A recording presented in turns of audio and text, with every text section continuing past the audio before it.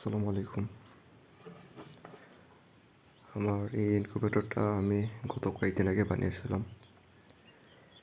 তো যাই হোক, এটাতে আমি নতুন কয়েকটি ডিম দিয়েছিলাম। মোটামুটি একটি বাচ্চা বের হয়ে গেছে, আর একটি বাচ্চা এখনও বের হতে পারেনি, ডিম যদিও ফেটে গিয়েছে। তো এখন যে বাচ্চাটা দেখতে পাচ্ছেন বাহিরে, এইটা রাত 12টার দিকেই বের হয়ে গিয়েছিল। তো আরেকটা মোটামুটি ফেটে গিয়েছিল, তো আমি ভেবেছিলাম যে হয়তো এটা বের হয়ে যাবে। যাই হোক, আমি এখন ফজরের সময় নামাজ পড়তে উঠলাম। উঠে দেখলাম যে না, এখনও ডিম থেকে বাচ্চাটা বের হতে পারেনি। তো ভাবলাম যে এখন এই ডিমটা কী অবস্থায় আছে, বাচ্চা কি ভিতরে কি আসলে কোন অবস্থায় আছে, এটা দেখার জন্য আমি এখন চেক করতেছি। হ্যাঁ, তো চেক করতে গিয়ে যেটা দেখলাম, যেটা বুঝতে পারলাম যে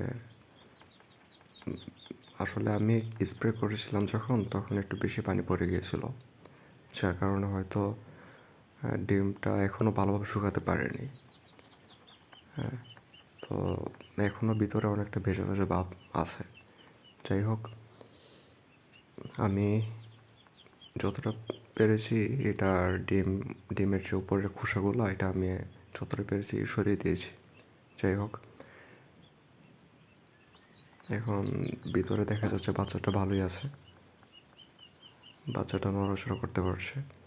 তো আমি এখন এটাকে ডিমের আশেপাশে যে খোসাটা আছে এটা ভালোভাবে একটু আমি এটা সরিয়ে দিলাম। সরিয়ে দিয়ে আমি এটা লাইটের কাছেই রেখে দেবো এটা। হ্যাঁ, যেন তাড়াতাড়িভাবে এটা যেন শুকিয়ে যায়, বাচ্চাটা যেন তাড়াতাড়ি বের হতে পারে। হ্যাঁ, ওই জন্য আমি এটা লাইটের পাশেই রেখে দেব। যাই হোক, আপনারা দেখতে থাকুন কী হয়। যাই হোক, আমি বাচ্চাটাকে অবশেষে ধরেন লাইটের কাছে রেখে দেব। হ্যাঁ, যেন সুন্দরভাবে যেন বের হতে পারে, আর ভিতরে যে ভেজা ভেজা ভাবটা এটা যেন শুকিয়ে যেতে পারে। যাই হোক, আপনারা দোয়া করবেন বাকি সব বাচ্চাগুলো যেন বের হতে পারে, এবং এই বাচ্চাটা যেন সুন্দরভাবে যেন বের হতে পারে। আসসালামু আলাইকুম।